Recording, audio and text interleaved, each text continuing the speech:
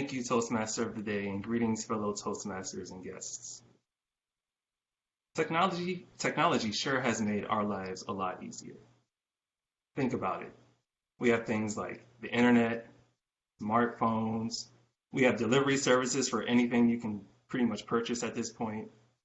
We have entertainment that we can take with us wherever we want to go, and streaming services that can give us any type of TV show or movie that we like, as well as a GPS to get us to the place we want to go with the fastest route possible. Then not to mention things like escalators and elevators that make our lives a lot easier, and then things like robots and machines that can do our chores for us, like the Roomba vacuum.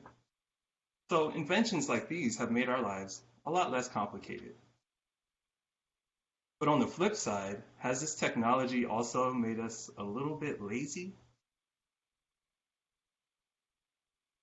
Activities that used to require some level of physical exertion of energy can now be done passively. And I think this is a slippery slope that we have to be aware of. I often think back to one of my favorite Pixar movies, WALL-E. This movie, while mostly heartwarming, highlights a very scary potential future where humans' reliance on technology has gone way, way, way too far. In that movie, the humans can connect to their friends and family via video chat whenever they want, right in front of their face, which removes the need for in-person communication.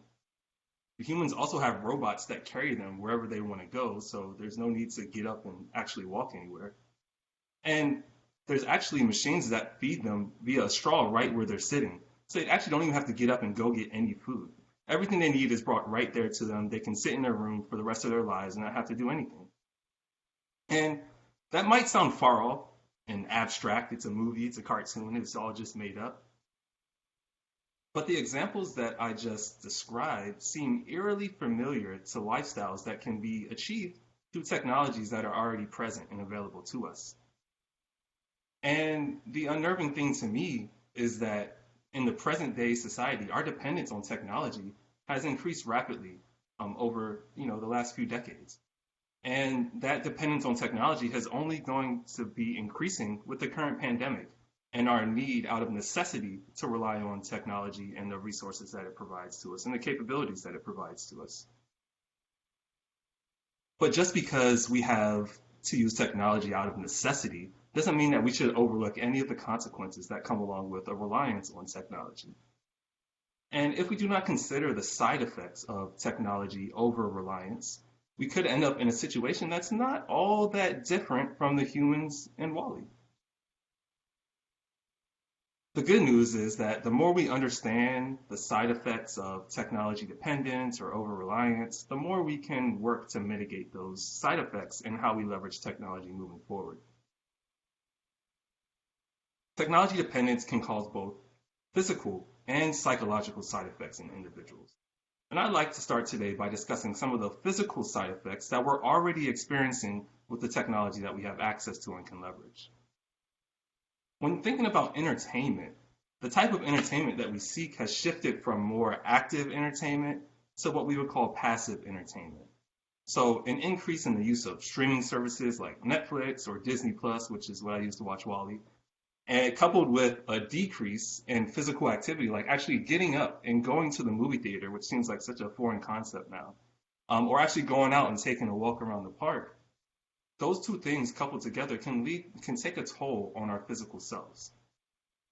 Replacing physical entertainment with more passive entertainment can be linked to physical ailments such as muscle weakness, insomnia, vision loss, neck and back pain, a weakened heart, and even weight gain. So basically what I'm trying to say is that we could end up like the humans in WALL-E if we keep replacing all of our physical entertainment, active entertainment with passive entertainment. The overuse of technology can also have negative effects on people psychologically. Technology dependence has been linked to conditions such as anxiety and depression. And a recent study found that those who use social media were more than 3 times more likely to feel isolated than those who do not use social media as much. And over-reliance on technology can also lead to addiction of technology or addiction to technology. And another study that I came across found that Individuals who were addicted to technology had a similar brain makeup to those who were addicted to drugs. So you remember those old commercials where we come across and say, "This is your brain addicted to drugs," and have like scrambled eggs or something on the stove? Think about that, but that's your brain addicted to technology. Luckily, people much smarter than me have already thought about this and are trying to think about ways to mitigate the side effects that come along with prolonged use and dependence on technology.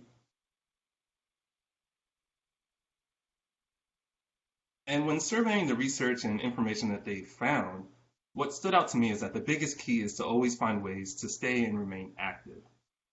So as I'm doing now, regular standing and stretching and going for walks every day can help overcome poor posture and the physical ailments that come along with poor posture, such as neck pain, back pain, sitting in your chair for too long, the pain that comes along with that. There's also this concept called the 20-20-20 rule, where for every 20 minutes that you're staring at a computer screen, you take 20 seconds to stare at something that's 20 feet away. And what this does is it helps mitigate the effects of vision loss or vision impairment that come with staring at a computer or a computer screen for too long. I also have these glasses that, while I don't need glasses, they help me when staring at a computer screen for so long. And then in general, a great way to overcome addiction to technology is just to limit the use of technology where possible. One unique approach to this is to go on what is called a technology diet.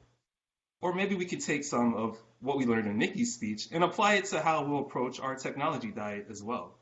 This involves things like tracking what technology that you use, timing how long you use that specific piece of technology, like smartphones, laptops, tablets, and internets, and trying to set sort of a bandwidth for how much you want to engage with that technology, that piece of technology over the upcoming week.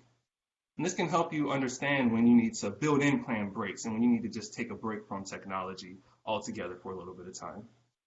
And then if all else fails, there's actually a technology de-addiction center, which is it's an interesting concept, and they teach you tools and techniques to sort of wean yourself off of your reliance on technology. So in summary, the fast-paced advancements in technology and our reliance on technology due to the pandemic has led to lasting changes to our lifestyle.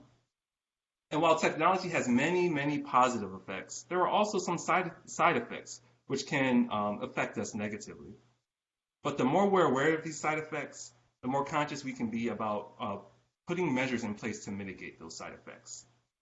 So as we move to a future where technology continues to have a bigger role in our everyday lives, I encourage us all to begin to monitor how we use technology and to ascertain the full impact that it has on our lives, both negatively and positively. Thank you. His speech was the side effects of technology. I really loved the way he started the conversation, which was he talked about the good side of technology, and then he transitioned to, hey, there are bad sides too, like it could make us lazy. And that's one thing I really want to touch upon is that your transitions are really good. I don't know, the way you just pick a point and then go to another point is one of the best. Keep that up.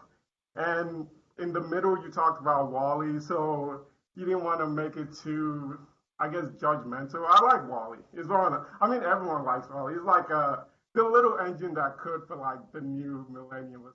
So I like that you try to make it a little bit relatable. And also, it's a good example of just technology doing everything for us. And again, I'm going to talk about the transition again. You brought it from the future, and then you brought it back to the present. Like, hey, this is one possible future, but in the present, we're starting to rely on physical, we're starting to rely on technology too much, and it does have physical and psychological detriments to us. You gave examples of each. I also like, I don't know if I should call it physical humor, but you definitely went physical with it, like by the stretching, which I really enjoyed. And hold on, give me a second. And also, something I really like and is that if you give criticisms, I think if you don't give improvements, it becomes cynicism. And I like that you actually provided improvements. Like you just didn't say, hey guys, you're doing this badly. You're watching too much Netflix. You say, hey, you're watching too much Netflix, but this is the things you could do to mitigate that. I don't know if it's called the 2020 rule. Like if you're staring at the screen for 20 minutes, look away for 20 minutes at something 20 feet ahead. But that's really good. You mentioned the diet. You also mentioned the Technology Addiction Center, which I would definitely check out because it's not bad. I wouldn't call myself an addict, but I could definitely gain time over the day. Like, yeah, again, this was very useful for me personally. And I also like the ending. You gave the round, like it was a good roundup. I would say it was a little short, but then I had the red background, which again, I understand why it was a little short, but that's something to think about. The feedback you wanted to improve was you didn't want to rush it, which I would definitely say you didn't rush. Like again, I would say the transition was just a really good point of that. Like you provided like, okay, I'm at this point and now I'm gonna go to this point. And again, it was very masterful. And yeah, good speech. One more thing. I mean, again, you did good on the feedback. And one more thing I would say you might want to improve on is it's not really improvement. I'm being nitpicky because, I don't want your head to get too big, right? But the fact is, you talked about technology like computers and stuff like that, right? But one thing is you could also say food is kind of like a technology as well. You could kind of like bring diet into that a little, and the fact that hey, we grew up not. We evolved when we didn't have grocery stores. Now we have grocery stores. You could say that hey, I don't know. You could food is a technology. Don't restrict your idea of technologies to only computers. It's pretty much what I'm trying to say.